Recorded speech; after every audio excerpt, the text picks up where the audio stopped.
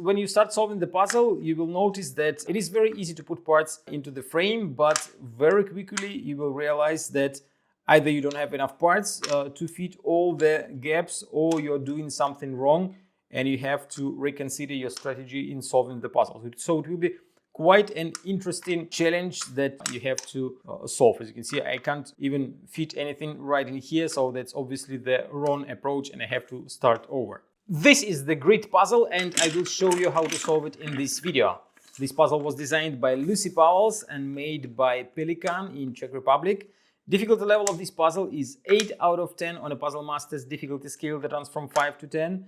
And the goal of the puzzle is to put all 10 parts onto this tray and assemble the square shape. The parts of this puzzle are made from the Wenger wood. If you like the grid puzzle and you want to buy it, go to puzzlemaster.ca. So how to solve the grid puzzle? First of all, you remove all the parts and let's see where we can start. We need to find this piece and put it right in here.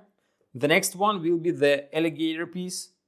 This one you put it on top like that.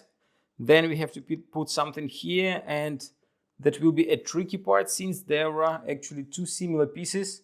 At least they look a little bit similar, but one voxel was moved from here to here. So you have to grab this one, the correct one, and put it right in here. The next one will be this piece. No, not this piece. Actually, there are other, again, another piece that looks very similar, but not the same. So you have to grab this part, put it right in here.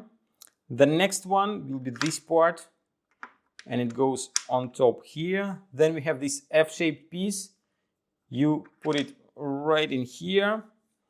The next one will be this large piece. You put it right here on the edge and the corner.